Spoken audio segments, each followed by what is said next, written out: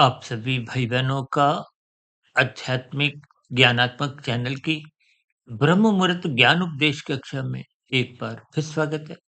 आज की चर्चा का विषय है सत्संग की उपेक्षा ही देर सबेर मनुष्य को तमोगुण में गिराती है या यूं को कि अपराधी बनाती है या यूं को कि पापी बनाती है। देखिए ये सभी स्थितियां सुनने में हो सकता है आपको में अच्छी नहीं लगती हो, लेकिन ये बहुत ही एक व्यवहारिक स्थितियाँ हैं।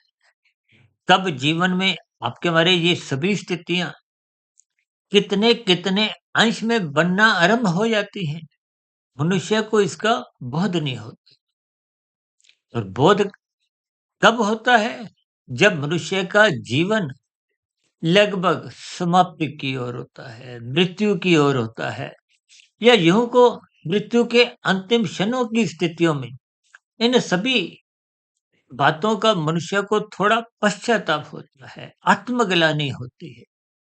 लेकिन समय के रहते ही यदि इन सभी स्थितियों को हम ज्ञानपूर्वक समझ जाते हैं, देखिए सत्संग एक सत्वगुण के संग की स्थिति है और सत्वगुण को प्रकाश में स्थितियां कहा जाता है, जबकि संसार में मनुष्य जब-जब पाप कर्म करता है या कानून का उल्लंघन करता है, तो उसके पीछे एक ही कारण होता है, आपके हमारे बिगड़े हुए भोग विषय।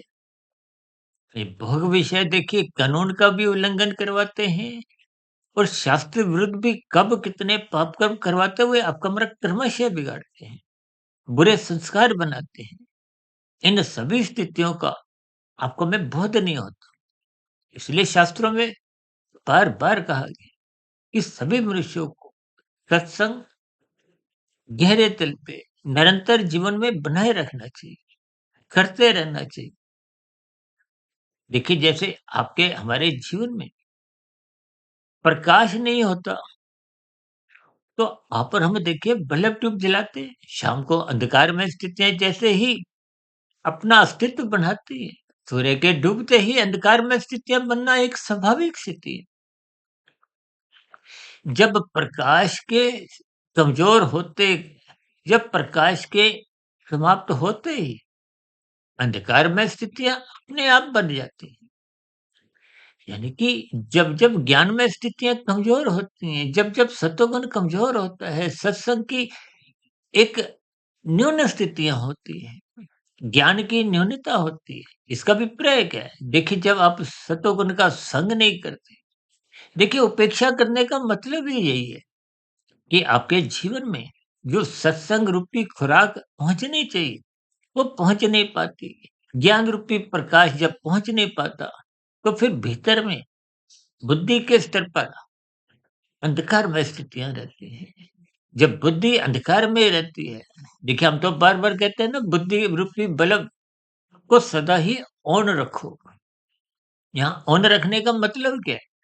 कि बुद्धि को निरंतर जगाए रखो, सात्विक बुद्धि बनाए रखो और सात्विक बुद्धि बिना सत्संग के संभव ही नहीं। सात्विक बुद्धि रहने से ही उसमें धीरे-धीरे विवेक शक्ति जगती है और विवेक शक्ति जगने से आपको गुरु के प्रवचनों का एक ज्ञानपूर्वक समझ आने लगती है। शास्त्रों का स्वाध्याय करने पे बात गहरे तल पर समझ में आने लगती है। ये सभी स्थितियाँ हम बार-बार कहते हैं ब्रह्म मुहूर्त में उठो, शास्त्रों का स्वाध्याय करो, गुरु के प्रवचनों को सुनो। और यदि इन सभी स्थितियों की आप और हम देखिए अवहेलना करते हैं, उपेक्षा करते हैं, तो निश्चित रूप से देखिए शाम को सूर्य के डूबते ही यदि आप और हम अपने घरों में बल्ब ट्यूब नहीं जलाते तो आपको अंधकार में स्थितियों में ही रहना पड़ता है।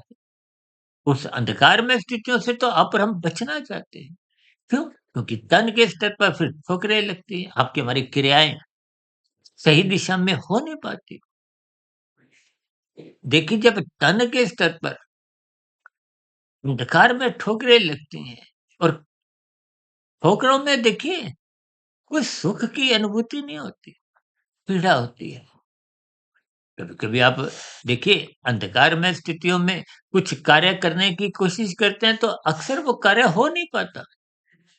चाहे आप जितना भी देखिए बुद्धिमान भी हो, लेकिन आँखों को भी प्रकाश चाहिए, आँखें स्वस्थ रहते हुए भी वहाँ पर हम देखिए अंधकारमय स्थितियों में कुछ कार्य संपन्न कर नहीं पाते। और जो इस स्थूल शरीर का संचालक है वो मन है और मन को सही गलत की पहचान करने वाली बुद्धि है। और बुद्धि को जब ज्ञान में स्थितियों का बोध नहीं होता, क्यों? क्योंकि बुद्धि जब सत्संग नहीं करती तो उसका कुछ ज्ञान अधूरा होता है। अधूरे का विपर्य एक राशि स्थितियों से आप ले सकते हो। रजोगुण में एक साधारण मनुष्य का ज्ञान देखिए आधा अधूरा ही होता है, भ्रम में स्थितियां होती हैं। और कहीं कहीं देखिए अंधविश्वास की स्थितियां भी अपना जमावड़ा बनाने लगती हैं। इन सभी स्थितियों के रहते हुए शास्त्रों में भी बार बार कहा गया कि सत्संग करो, सत्संग करो। और जब सत्संग की स्थितियां के जीवन में प्रवेश करते हैं और आप उनकी उपेक्षा करते हो तो इसका अभिप्राय और भी गहरे तल पे नकारात्मक स्थितियां बनाने लगती। लेकिन जब आप स्थितियों को उपेक्षा करते हो, हम तो बार बार कहते हैं ना, कर्तव्य कर्मों का पालन करो। और कर्तव्यों का बोध तो मनुष्य को ज्ञान में स्थितियों में होता है। अब देखिए ना, लाल बत्ती पे रुकने की हम बार बार आप भाई बहनों से विनती करते हैं। यातायात नियमों का पालन करो। कानून के अंतर्गत जो जो स्थितियां उनका पालन करो। कानून के अंतर्गत जो जो स्थितियां बनाई है उसमें सभी मनुष्यों का ही हित होता है। एक सरकारी व्यवस्था, एक सामाजिक व्यवस्था, एक आर्थिक व्यवस्था, सब सुचारू रूप से चलती है। सभी मनुष्यों का उसमें हित छिपा होता है। हम तो बार-बार कहते हैं कि लाल बत्ती पे रुको, दूसरों की हरी बत्ती का सम्मान करो, दूसरों के अधिकारों की रक्षा करो, अपने कर्तव्यों का पालन करते हुए। और कर्तव्यों का पालन करने का बोध मनुष्य को तभी होता है जब वो ज्ञान में स्थितियों में रहता है। ज्ञान में स्थितियाँ तभी बनती है जब मनुष्य सत्संग करता है। इन सभी स्थितियों को देखिए किसी भी क्रम में आप समझ सकते हो। और यदि इन सभी स्थितियों में आप अपने आप को ज्ञानपूर्वक स्थित नहीं करते, तो आरंभिक स्तर पर कानून का उल्लंघन भी होता है। और कानून का उल्लंघन होते हुए यदि आप किसी कारणवश बच भी जाते हो, आप पुलिस द्वारा पकड़े नहीं जाते, न्यायालय में आपको पेश नहीं किया जाता, या ऐसी स्थितियाँ बन नहीं पाती। लेकिन परमात्मा की व्यवस्था में जितने-जितने अंश में आप और हम कानून का उल्लंघन करते हैं, फिर उतने-उतने अंश में प्रकृति के 3 गुण कहो, परमात्मा की एक व्यवस्था कहो, कर्मफल सिद्धांत की स्थितियाँ कहो, वो कहीं न कहीं आपको पकड़ लेती हैं। देखिए, इन सभी स्थितियों को मैं अक्सर अपनी चर्चाओं में बार-बार समझाने का एक प्रयास करता हूँ कि कानून का पालन करो, दूसरे का हिस्सा मत खाओ। लाल बत्ती पे रुकने का मतलब ही आप दूसरों के अधिकारों का सम्मान करते हो। अब दूसरों की हरी बत्ती है, यदि आप उस हरी बत्ती को आप खाते हो, यानी कि लाल बत्ती पे ना रुकते हुए आप उनकी हरी बत्ती खाते हो, तो दूसरे का हिस्सा खाना ही एक अपराध है। और इस अपराध को ही देखिए शास्त्रों में पाप कहा गया। ये पाप कर्मों का क्रमशः जब बिगड़ता है तो फिर स्थूल शरीर के मरने के उपरांत ये बिगड़ा हुआ क्रमशः को, जब पाप कर्मों का एक बढ़ी हुई स्थितियां को हो, पुनः फिर मनुष्य जोनि आपको में दिलवा नहीं पाती। देखिए मनुष्य जोनि तो पुनः तभी मिलती है। अब यूं तो देखिए आपका हमारा शरीर एक प्रारब्ध लेके आया है, जाति आयु भोग की स्थितियां लेकर आया है। स्थूल शरीर अनित्य है, इसकी मृत्यु निश्चित है। और मृत्यु के बाद फिर अगला जन्म निश्चित है, बशर्ते यदि आप हम इसी मिले हुए जीवन में मोक्ष की स्थिति को हो, मायातीत की स्थिति को प्राप्त नहीं होते। और मायातीत की स्थिति को प्राप्त करने के लिए तो आपको हमें साधना करनी होती है। और मनुष्य जोनि को ही कर्म जोनि और साधना जोनि का एक अवसर से जोड़ा गया। और जो मनुष्य आरंभिक स्तर पर देखिए अपने कर्तव्य कर्मों का पालन नहीं करता, यानी कि सत्संग नहीं करता, तो सत्संग देखिए आरंभिक स्तर पे तो बेमन की स्थितियाँ होती हैं। जैसे बच्चे आरंभिक स्तर पर देखिए नर्सरी कक्षा में कुछ रोते-धोते जाते हैं, मन नहीं होता। मन तो खेलने में होता है, खाने-पीने में होता है। इसीलिए तो आजकल देखिए प्ले स्कूलों का एक प्रचलन बहुत अधिक तेज़ी से बढ़ता जा रहा है। यानी कि खेल-खेल में उनको भौतिक शिक्षा की कुछ स्थितियों से अवगत कराया जाता है। ठीक इसी तरह शास्त्रों में भी देखिए सत्संग के प्रति रुचि जगाने के लिए विभिन्न प्रकार के कर्मकांड रचे गए। ये कर्मकांड आपको हमें सतोगुण का रास्ता दिखाते हैं। ये कर्मकांड मनुष्य जब आरंभिक स्तर पर भले ही लोभ से करता है या भय से करता है, कुछ उसका आरंभिक एक औपचारिकता के रूप में सतोगुण से संबंध बनने लगता है। यदि आप औपचारिकताओं में रहते हुए ही सतोगुण में जाते हो, वहाँ रुकते नहीं, तो फिर निश्चित रूप से वो संबंध अल्पकालिक होता है। अल्पकालिक संबंध में वहाँ की जो एक ज्ञानमय स्थितियों का आपको में बोध नहीं होता। अक्सर देखिए मनुष्य आरंभिक स्तर पे लोभ या भय से ही कर्मकांड करता है। लोभ किस लिए? कि संसारी सुख आपको में मिलते रहे और भय किसका है? कि ये सुख छीन ना जाए या दूसरे शब्दों में संसार में रहते हुए कहीं दुखदायी स्थितियों से गुजरना ना पड़े। लेकिन जब-जब स्थितियाँ ज्ञानमय बनती हैं, शास्त्रों का ज्ञान विज्ञान समझ में आने लगता है, ये कर्म कांडों के पीछे का उद्देश्य समझ में आने लगता है। जैसे देखिए भौतिक शिक्षा के लिए आप और हम अपने जीवन के 20, 22, 25 वर्ष जीवन के आरंभिक स्तर पे ही लगाते हैं। किस लिए? ताकि संसार को पाने की स्थितियों के लिए आपको हमारे भीतर एक भौतिक योग्यता बने। अच्छी नौकरी मिल जाए, चाहे देखिए सरकारी हो, एक निजी संस्थानों की हो, जब बुद्धि के स्तर पर आपकी हमारी इतनी क्षमताएँ बुद्धि की विकसित हों, कि आप अपना कोई व्यवसाय, दुकानदारी या कुछ भी देखिए स्थितियों से एक धन कमा सकें। अब धन किस लिए चाहिए? तो संसारी विषय भोगों की प्राप्ति के लिए, पूर्ति के लिए, संसार को पाने के लिए। इन सभी स्थितियों में देखिए आप और हम अपने जीवन के 20, 22, 25 वर्ष लगा देते हैं। लेकिन परमात्मा से जुड़ने के लिए आप और हम अपने जीवन में प्रतिदिन 20-25 मिनट भी लगाते नहीं हैं। मात्र 2-4 मिनट की कुछ औपचारिकताएँ निभाते हुए पूजा पाठ कर लेते हैं, अच्छी बात है। लेकिन जब तक आप ज्ञानमय स्थितियों में अपने आप को स्थित नहीं करते, तो फिर वो सत्संग के प्रति जो एक रुचि जगनी चाहिए, वो मात्र कुछ औपचारिकताओं तक ही सीमित रहती है। इसलिए शास्त्र बार-बार कहते हैं, जो मनुष्य सत्संग नहीं करता, देखिए जब सतोगुण की आप उपेक्षा करते हो, तो निश्चित रूप से फिर ऐसे मनुष्यों का सत्संग होता नहीं है। होता है तो फिर बेमन से होता है। हालाँकि शास्त्रों में देखिए बेमन से किए गए सत्संग की भी कोई निंदा नहीं है। जैसे आरंभिक स्तर पर बच्चों के रोने-धोने की स्थितियों पर भी स्कूल भेजते हुए उनकी कोई निंदा नहीं है, उसकी प्रशंसा होती है। ठीक इसी तरह जब-जब आप सत्संग बेमन से भी करते हो, आज बेमन से हो रहा है, कल धीरे-धीरे श्रद्धा उसी प्रकार बढ़ने लगती है जैसे बच्चा देखिए नर्सरी कक्षा पहली, दूसरी, तीसरी, चौथी, 5वीं अक्सर देखिए मेरा तो व्यक्तिगत ऐसा मानना है कि पहली से 5वीं कक्षाओं तक तो एक साधारण योग्यता के आधार पे ही अगली कक्षा में भेज दिया जाता है, उत्तीर्ण कर दिया जाता है कि बच्चा बड़ी कक्षा में पहुँचे और बड़ी कक्षा में धीरे-धीरे उसका रोना-धोना बंद हो जाता है। भौतिक शिक्षा का महत्व समझ में आने लगता है। ठीक इसी तरह आरंभिक स्तर पर बेमन से सत्संग होता हुआ एक दिन मन लगने लगता है, ज्ञान में स्थितियाँ कब आपको हमें महत्व समझ में आने लगता है। ज्ञान टिकते हुए फिर हमारा मन सत्संग में टिकने लगता है। ये टिका हुआ मन ही सत्संग को श्रद्धापूर्वक करता है।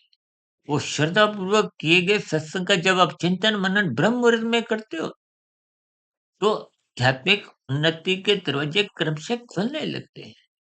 फिर सहज धर्म योग, ज्ञान योग, भक्ति योग की स्थितियाँ, एक क्रमशः बनने की स्थितियाँ एक सहज ही अपना स्थान लेती हैं। और यदि इन सभी स्थितियों को आप और हम क्रमबद्ध तरीके से महत्व नहीं देते, इसलिए आज हमने वीडियो का नाम ही क्या लिखा है कि सत्संग की उपेक्षा ही धीरे-धीरे कानूनी स्तर पर आपको में अपराधी बनाती है। अब अपराधी देखिए छोटे स्तर का है, फिर बड़े स्तर का बनते हुए भी पता नहीं चलता। देखिए आरंभिक स्तर पर आप और हम झूठ, छल, कपट, ठगी, हेरा-फेरी करते हैं। फिर ये स्थितियाँ जब बिना रोक-टोक के आगे चलती हैं, तो यही फिर चोरी, डकैती की स्थितियाँ बनती हैं। आजकल तो देखिए डिजिटल अपराध बहुत अधिक मात्रा में बढ़ते जा रहे हैं। तो और देखिए घोटालेबाज़ी की स्थितियाँ भी राजनीतिक स्तर पर या बड़े-बड़े अधिकारियों के स्तर पर कभी-कभी सुनने को आती है।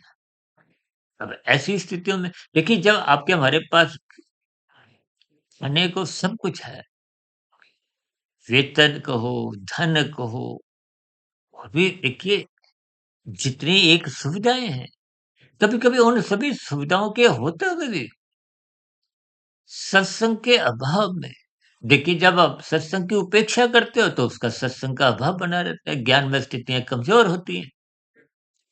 तो ज्ञान में स्थितियाँ कमज़ोर होने के कारण मनुष्य कभी-कभी देखिए अधिक से अधिक धन कमाने की एक लोभ वृत्ति मन बुद्धि के स्तर पर जगा देता है। फिर वो बढ़ने लगती है। बढ़ते-बढ़ते मनुष्य की वो संग्रह वृत्ति जगने लगती है और संग्रह वृत्ति जगने पे कब मनुष्य लाखों से करोड़ों, करोड़ों से अरबों की दुनिया में दस्तक देने लगता है। ये सभी स्थितियाँ देखिए कानून का उल्लंघन भी करवाती हैं और शास्त्र विरुद्ध पाप कर्म भी करवाती हैं। अब इन सभी स्थितियों का जो बीज है, तो तभी डलता है जब मनुष्य सत्संग नहीं करता। सत्संग करने से ही आपकी ज्ञान में स्थितियाँ एक विशेष स्तर पर पहुँचने लगती है। कर्मफल सिद्धांत की स्थितियाँ समझ में आने लगती है। देखिए, आप और हम छोटे से छोटा यदि कानून का उल्लंघन भी करते हैं, यहाँ कहीं आप बच भी जाओ, आत्मा की व्यवस्था में आज तक कोई भी अपराधी बच नहीं पाया। तो फिर पापी बनते ही, शास्त्र विरुद्ध काम करते ही, पाप कर्म करते ही आप और हम बचने की सोच भी नहीं सकते। देखिए, इन सभी स्थितियों को शास्त्रों में क्रमबद्ध तरीके से समझाया गया। आजकल तो देखिए भारत जैसे आध्यात्मिक देश में तो कितनी ही ज्ञान की स्थितियाँ देखने में आती हैं। भगवत प्राण की चर्चाएँ तो लगभग प्रतिदिन ही सैकड़ों शहरों में होती हुई दिखाई देती हैं। भगवत प्राण में तो देखिए स्पष्ट शब्दों में 5 निंदक स्थानों का ज़िक्र आता है। धूर्त कीड़ा, मद्यपान, स्त्री संग, हिंसा और अनीतिगत कार्यों से कमाया गया धन। इन निंदनीय स्थानों से बचने का आह्वान किया जाता है विभिन्न कथा कहानियों द्वारा। कि ये निंदक स्थान का संग होने मात्र से मनुष्य कब कितने पाप कर्म करता हुआ पूरा क्रमशः बिगाड़ लेता है, स्वभाव बिगाड़ लेता है, बुरे संस्कार बन जाते हैं, कारण शरीर बिगड़ जाता है, संस्कार बिगड़ जाते हैं और बिगड़ा हुआ कर्मशय को संस्कार को वो शरीर के मरने के बाद फिर अधोगति का आधार बनते हैं।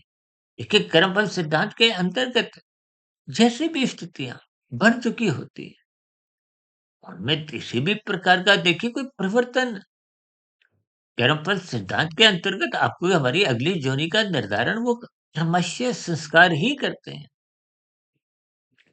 इन सभी स्थितियों को अक्सर हम गैर जमानती वर्ण से भी जोड़कर बात की एक विशेष स्थिति को समझाने का प्रयास करते हैं कि बात कानून का उल्लंघन की हो या शास्त्र विरुद्ध पाप कर्मों की स्थितियां हो उसकी गंभीरता से हम अवगत कराते हैं ताकि किसी भी अंश में आप पर हम कानून का उल्लंघन भी ना करें और शास्त्र विरुद्ध भी पाप कर्म नहीं करें।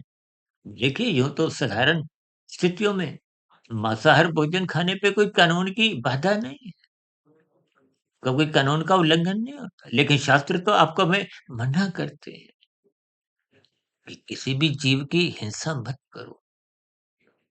तो इसका अभिप्राय क्या है कि कानून के निगाह में भले ही आप अपराधी ना भी बनो, लेकिन शास्त्र विरुद्ध पाप कर्म होने लगते हैं। ये मांसाहार भोजन का सेवन करने मात्र से आपके हमारे पाप कर्मों का क्रमशः बहुत बिगड़ जाता है। क्योंकि शास्त्रों में आपका हमारा आहार वनस्पति है। इन सभी स्थितियों को देखिए हम कहीं न कहीं कुछ न कुछ अंश में समझाने का प्रयास करते हैं। इसलिए शास्त्र कहते हैं, रजोगुण की उपेक्षा करो। रजोगुण का अभिप्राय संसारी विषय भोगों से है। गंध, रस, रूप, स्पर्श सब 5 विषय भोगों की स्थितियाँ हैं। क्योंकि इनकी उपेक्षा इसलिए कहा गया है कि इनका बढ़-चढ़ के भोग मत करो। क्यों? क्योंकि भोग विषय आपको में प्रमाद में गिराते हैं।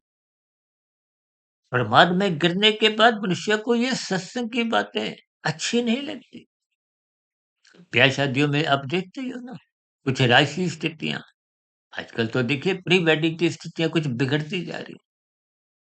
ये बिगड़ी हुई राशि स्थितियों का अभिप्राय क्या है? कि तुम्हारा सत्वगुण कमज़ोर के कारण होती है। तो अक्सर बार-बार कहते हैं ना कि जब-जब धर्म की चारदीवारी आपकी कमज़ोर होगी, तो ये अर्थ और काम ये हरकत करते हैं। ये चुपचाप नहीं बैठते। इसका अभिप्राय क्या है? कि धर्म की चारदीवारी मजबूत बनाओ। मजबूत धर्म की चारदीवारी तभी बनती है जब आप श्रद्धापूर्वक सत्संग करते हो। यदि आप श्रद्धापूर्वक सत्संग ही नहीं करते, सत्संग की निरंतर उपेक्षा बनाए रखते हो, तो धर्म की स्थितियाँ कमज़ोर होने लगती हैं। ये धर्म की चारदीवारी जो बननी चाहिए, जो अर्थ और काम की मर्यादाएँ बनानी चाहिए, वो मर्यादित स्थितियाँ बना नहीं पाती। तो फिर ये अर्थ और काम कब उस छल की दीवार, धर्म की दीवार को तोड़ देते हैं, लाँघ देते हैं। इसका अभिप्राय ये है कि अर्थ और काम बिगड़ने लगते हैं। काम का अभिप्राय आपकी हमारी 5 भोगेशों से, अर्थ का अभिप्राय धन कमाने की स्थितियों से और धन कमाने में जब आप कानून का उल्लंघन करते हो, शास्त्र विरुद्ध पाप कर्म करते हो, तो ये सभी स्थितियाँ हैं, हमारा धर्म कमज़ोर कर और धर्म कमज़ोर होते ही ये अर्थ और काम नाचने लगते हैं और नाचते-नाचते कब कितना कानून का उल्लंघन कर जाते हैं, मनुष्य को आरंभिक स्तर पर इनका एहसास नहीं होता, बोध नहीं होता। इसलिए मेरी आप सभी भाई-बहनों से हाथ जोड़ के विनती है कि मिले हुए जीवन का सदुपयोग करें, ब्रह्म मुहूर्त में उठें, रात को मनात्मक स्थितियों से बचें, क्योंकि मनात्मक स्थितियाँ देर-सवेर मनुष्य को भोगों में लिप्त करवाती हैं, कानून का उल्लंघन भी करवाती हैं। शास्त्र विरुद्ध कब कितने पाप कर्म होने लगते हैं, मनुष्य को इसका बोध नहीं होता।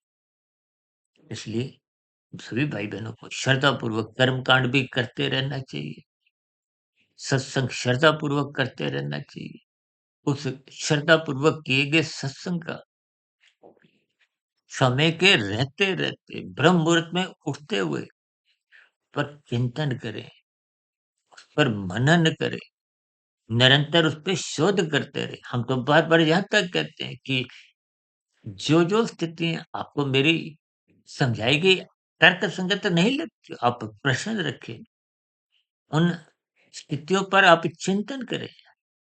जहाँ-जहाँ आपका कोई सुझाव हो, आप अपना सुझाव भी हमारे प्रश्नोत्तर ज्ञान कक्षा में या कमेंट्स बॉक्स पर लिख सकते हो। और जहाँ कहीं आपको हमारी कोई बात बुरी लगे या कहीं आपकी कोई आपत्ति हो, शिकायत हो, उन स्थितियों में भी आप अपने कमेंट्स बॉक्स पर विचार लिख सकते हो, आपत्ति दर्ज करा सकते हो। कुल मिलाकर जब तक श्रद्धापूर्वक सत्संग नहीं होता, तो आपके हमारे जीवन में ये कानून रूपी अपराध भी होने समाप्त नहीं होते और ऐसी स्थितियों में शास्त्र विरुद्ध यहाँ पर हम कितने पाप कर्म कर जाते हैं, आपको बोध नहीं रहता। देखिए साधारण परिस्थितियों में तो रायसीन मनुष्य ऐसे कितने ही पाप कर्म दिन प्रतिदिन करता रहता है। जिनको वो मरते दम तक भी पाप कर्म समझता भी नहीं। लेकिन जैसे-जैसे ज्ञानमय स्थितियों का बोध होता है, शास्त्रों का स्वाध्याय समझ में आता है, कि कार्य कारण की स्थितियों का बोध होने लगता है, फिर कर्मफल सिद्धांत की बारीकियां मनुष्य को समझ में आने लगती है। गीता में तो भगवान श्री कृष्ण जी ने यहाँ तक कहा है कि अच्छे अच्छे बुद्धिमान मनुष्य भी कर्मफल सिद्धांत की बारीकियों को समझने में उनकी बुद्धि चकरा जाती है। तो फिर राशि मनुष्यों को तो देखिए और भी स्थिति कमजोर होती है।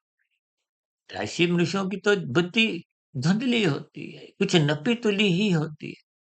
तो तामसी मनुष्य तो अज्ञानता में जीता है। तो हम कहते हैं राशि मनुष्य तो देखिए बार-बार गलतियाँ करता है।